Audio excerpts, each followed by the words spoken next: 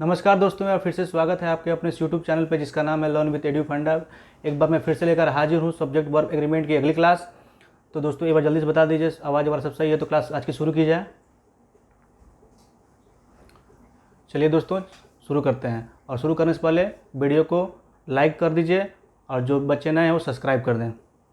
चलिए स्टार्ट करते हैं आज की क्लास। हमारा पहला क्वेश्चन है,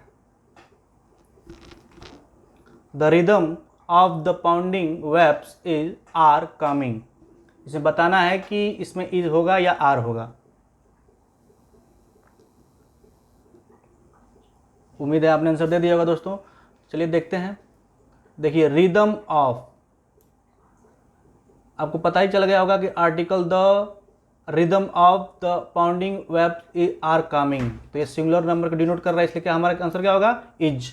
the rhythm of the pounding waves is coming.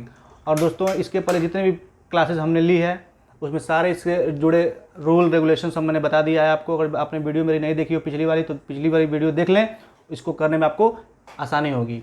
Second है, all of the dogs in the neighbourhood were was barking. इसमें बताना है कि वर होगा या वाज होगा।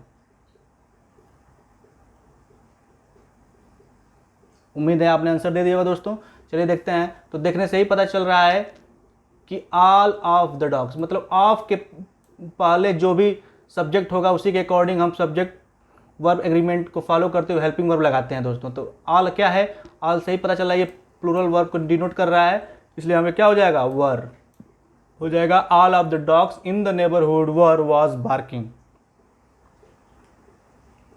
Next, a high taxes not to mention unemployment influences votes. मतलब इसमें ये प्रेजेंट इंडिफिनिट का सेंटेंस है दोस्तों, तो इसमें आपको बताना है कि इन्फ्लुएंस होगा या इन्फ्लुएंसेस होगा। और जैसा आपको पता ही होगा कि जब भी प्रेजेंट इंडिफिनिट का सेंटेंस देखते हैं उसमें क्या बताया जाता है कि किसी भी सब्जेक्ट अगर सिंगुलर नंबर में है तो उसके वर्ब के फर्स्ट फॉर्म में एस आई एस लगाएंगे, प्लूरल नंबर में है तो वर्ब के फर्स्ट फॉर्म में एस आई एस नहीं लगाएंगे। तो उसी को फॉलो करते हुए दोस्तों बताइए, a high tax not to mention unemployment influence या इन्फ्लुएंसेस वर्ड्स। तो आपको पता ही होगा कि जब किसी भी सेंटेंस में अ हाई टैक्स मतलब सिंगुलर पर्सन को डिनोट कर रहा है तो इसमें क्या हो जाएगा, इन्फ्लुएंसेस वर्ड्स। तो क्या हो जाएगा, I high tax not to mention unemployment influences words. अगला है, my friends and my mother like या लाइक्स ईच अदर। ये मैंने ऐसा सेंटेंस मैंने कई बार अपने प्रैक्टिस सेट में डाला हुआ है, आपको याद होगा तो उम्मीद है आपने आंसर दे दिया होगा। तो देखिए दोस्तों, माई फ्रेंड्स एक सब्जेक्ट हो गया और माई मदर एक सब्जेक्ट हो गया, और इसको कंजंक्शन काम कौन कर रहा है, एंड। और अब मैंने बताया भी था ये नियम कि जब किसी दो सेंटेंस को जोड़ने के लिए एंड बीच में आ जाता है और दो आर्टिकल होते हैं, या द हो या डिफिनिट आर्टिकल हो या इनडिफिनिट आर्टिकल हो या फिर दो ऑब्जेक्ट हो, जैसे माई फ्रेंड्स मतलब मेरे दोस्त और मेरी माता, तो उसी तक पता चल जा रहा है कि इसमें यहाँ पे दो सब्जेक्ट की बात हो रही है, इसलिए क्या होगा, लाइक हो जाएगा। बिकॉज आपको पता ही होगा कि प्रेजेंट इंडिफिनिट के फर्स्ट फॉर्म में यस या यस लगाते हैं जब हमारा सिंगुलर सब्जेक्ट होता है, और प्लूरल सब्जेक्ट हो जाए तो यस या यस नहीं लगाते हैं। अगला है, the team and the band were on the field.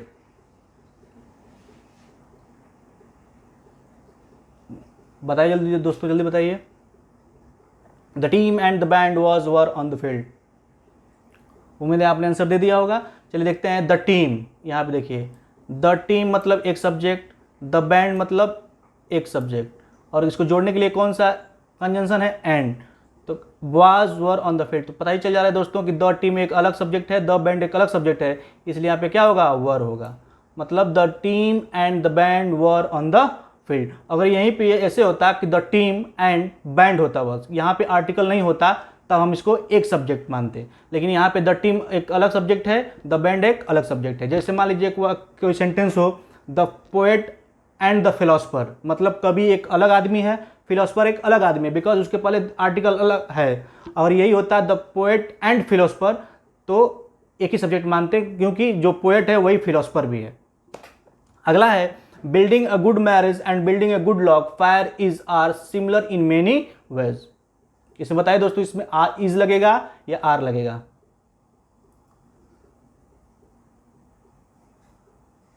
उम्मीद है आपने आंसर दे दिया होगा। चलिए देखते हैं, building a good marriage and building a good log fire is या are similar in many ways. तो मतलब एक सब्जेक्ट ये हो गया, एक सब्जेक्ट ये हो गया, तो क्या हो जाएगा दोस्तों, यहाँ पे आर हो जाएगा। आगे चलते हैं। नेक्स्ट है हमारा, जॉन आर डोरिस राइट या राइट्स टू अस रेगुलरली। जो बताइए दोस्तों, इसमें राइट्स होगा या राइट्स होगा? उम्मीद है आपने आंसर दे दिया होगा। तो जैसे मैंने बताया था कि आइदर आर आ जाए, नॉर आ जाए, जिससे जब सब्जेक्ट जुड़े होते हैं तो उसके सबसे नियरेस्ट सब्जेक्ट के अकॉर्डिंग हम हेल्पिंग वर्ब यूज करते हैं। तो इसमें क्या है, जॉन आर, तो सबसे उसका नियरेस्ट सब्जेक्ट कौन सा है, डोरिस। डोरिस एक क्या है, सिंगुलर सब्जेक्ट है, इसके अकॉर्डिंग क्या हो गया, यहाँ पे राइट्स हो जाएगा। तो John or Doris writes to us regularly. अगला है, neither Carol nor Ted is are excluded from the meeting. इसे बताना है दोस्तों कि इज होगा या आर होगा। उम्मीद है आपने आंसर दे दिया होगा। चलिए देखते हैं, नाइदर कैरल नॉर टेड, तो इसके सबसे पास वाला सब्जेक्ट क्या है, Ted, is a singular number, तो हम क्या यूज करेंगे, is. Are excluded, sorry, neither Carol nor Ted is excluded from the meeting, ये नहीं रहेगा, आर का यहाँ पे यूज नहीं होगा। अगला है, आइदर पैटी और Tom was asked to lead the meeting। इसमें बताइए was होगा कि were होगा?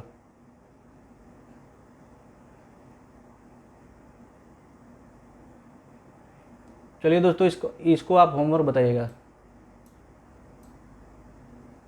कमेंट बॉक्स में आप हमको बताएंगे। अगला है, neither the basket nor the apples was were expensive. इसमें बताइए दोस्तों, वाज होगा कि वर होगा?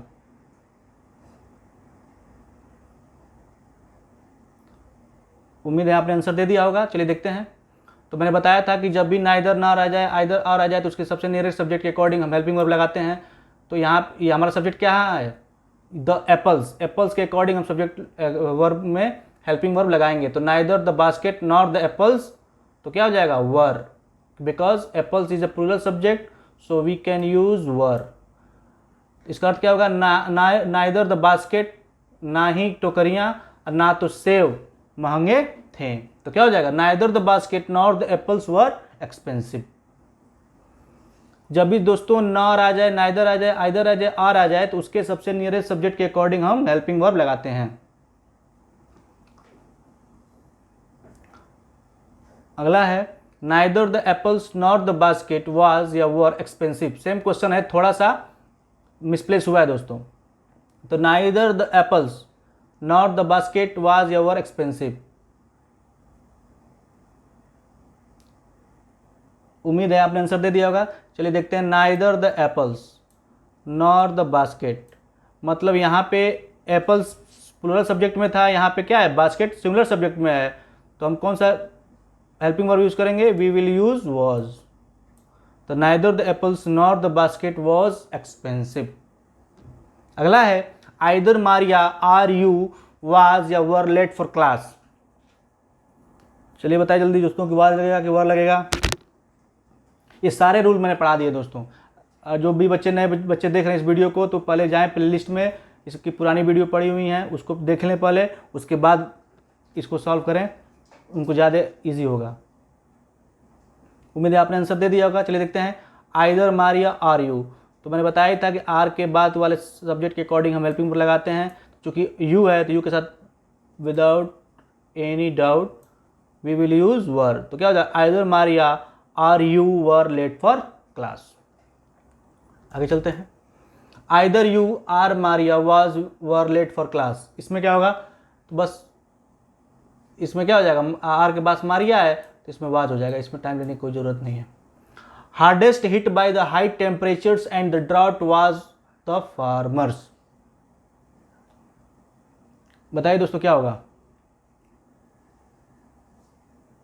उम्मीद है आपने आंसर दे दिया होगा। चलिए देखते हैं, hardest hit by the high temperatures and the drought were the farmers. तो दोस्तों ये अनकाउंटेबल नाउन है, तो without any doubt we will use was. तो क्या हो जाएगा, hardest hit by the high temperatures and the डॉट was the farmers. Neither of them likes going to the show. बताइए इसका आंसर क्या होगा, neither of them likes going to the show.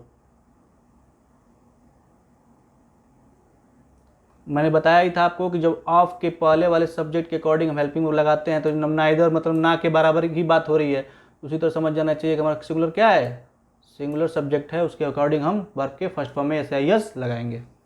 Each of them, जब भी दोस्तों किसी sentence में ईच आ जाए, एवरीबॉडी आ जाए, तो without any doubt we will use singular verb. वो वाज हो सकता है, वर्ब के फर्स्ट फॉर्म में यस या यस हो सकता है, ईज हो सकता है। विदाउट एनी डाउट क्या हो जाएगा, each of them has have a good seat. क्या हो जाएगा, each of them has a good seat.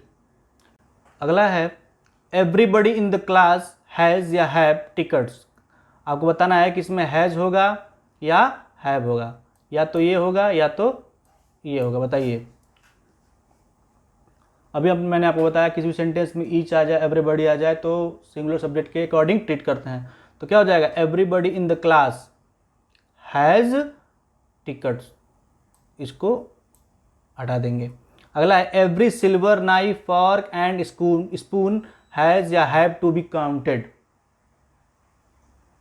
इसमें कुछ ज़्यादा नहीं है दोस्तों, बस आपको कंफ्यूज करने के लिए इतना दे दिया है, सिल्वर नाइफ फॉर्क स्पून ये सब। उसमें बीच में एंड भी आ जाए तो कोई बात नहीं, जब एवरी लग गया तो हमारा किसी भी तरह सिंगुलर सब्जेक्ट ही होगा, उसमें हैज़ ही यूज होगा। अगला चलते हैं, each cat and each dog has its own toy.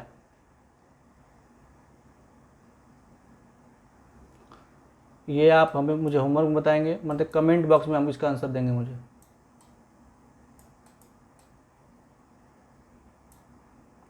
The committee is are meeting today. मैंने आई थिंक पिछले वीडियो में मैंने बताया था कि जब कमेटी या जूरी जब एक यूनिट कंबाइंड हो तो वो एज ए सिंगुलर ट्रीट होते हैं, लेकिन जब उसमें भेद पैदा हो जाए या डिवाइड हो रहे हो तो उसको पुलर ट्रीट किया जाता है। तो इसमें क्या होगा, the committee is are meeting today. तो इसमें मीटिंग के लिए क्या कर रहे हैं, आज मीटिंग हो रही है, तो इसका मतलब सब लोग क्या है, कंबाइंड है, इसलिए यहाँ पे क्या हो जाएगा, is. The committee is meeting today. अगला है 10 million gallons of oil is या are a lot of oil. जब भी किसी यूनिट की बात हो या फिर जैसे पैसे यूनिट में हो या फिर कोई अमाउंट की बात हो जो एक सेपरेट ना होकर एक कंबाइंड में हो, तो वहाँ पे हम सिंगुलर ट्रीट करते हैं। तो जैसे यहाँ पे देखिए, द मिलियन 10 मिलियन गैलन्स, मतलब 10 million gallons of oil is a lot of oil होगा, यहाँ पे इज का यूज होगा, न कि आर का। The jury votes today, the jury votes today. उम्मीद है आपने आंसर दे दिया होगा दोस्तों। तो जो जूरी है मतलब एक ग्रुप ऑफ पीपुल, जो आपने अरे कितने शो आते हैं टीवी में देखा होगा, जो निर्णय देते हैं, एक लोगों का समूह होता है, उन्हें को जो जूरी बोलते हैं। जैसे ग्रुप ऑफ क्या बोलते हैं वो, न्यायाधीशों को, मतलब न्यायाधीशों का एक ग्रुप है तो उनको ज्यूरी बोल सकते हैं। जो निर्णय एक साथ देते हैं उनको ज्यूरी बोलते हैं। तो यहाँ पे क्या होगा दोस्तों, द ज्यूरी वोट्स टुडे होगा, न कि vote. The number is are very small. उम्मीद है आपने आंसर दे दिया होगा। तो क्या हो जाएगा, the number is very small. A number of student were absent, मतलब इसमें वाज लगेगा, वर लगेगा, ये भी आप मुझे कमेंट बॉक्स में देंगे, क्योंकि दोस्तों सब मैं ये पढ़ा चुका हूँ और ये आप पे छोड़ता हूँ कि आप कितना इसको एनालाइज किए हैं, कितना आपने इसको रिवीजन किया है, वो सब आप कमेंट में बताएंगे जितना मैंने होमवर्क दिया है। अगर आप अपने तैयारी को बेहतर करना चाहते हैं दोस्तों, तो जो मैं पूछता हूँ रोज़ क्लास देखिए, जो कमेंट में के लिए मैं बोलता हूँ कमेंट कीजिए, तभी आपको समझ में आएगा और आप प्रैक्टिस में अच्छे हो सकेंगे। 10 million gallons of oil was spilled. देखिए दोस्तों, बात दोनों सेम है, यहाँ बस अंतर क्या है, इसमें एक कंबाइंड वाले में बात कर रही है और यहाँ पे क्या है, 10 million gallons of oil was spilled, यहाँ पे क्या है, बिखराव की बात हो रहा है, तो यहाँ पे क्या हो जाएगा, 10 मिलियन गैलन्स ऑफ ऑयल वर हो जाएगा, यहाँ पे क्या हो जाएगा, वर हो जाएगा, यहाँ पे क्या हो जाएगा, इज हो जाएगा। उम्मीद है आपको ये वीडियो पसंद आई होगी दोस्तों। अगर कोई डाउट हुआ हो तो कमेंट बॉक्स में ज़रूर बताएं। इस चैनल का PDF के लिए, एक मिनट दोस्तों, इस चैनल का PDF के लिए आप मेरे टेलीग्राम चैनल से जुड़ सकते हैं, लर्न विद एडू फंडा। तब तक के लिए पढ़ते रहिए, सुरक्षित रहिए और मेरे चैनल को लाइक करें, शेयर करें, सब्सक्राइब करें। थैंक यू, धन्यवाद।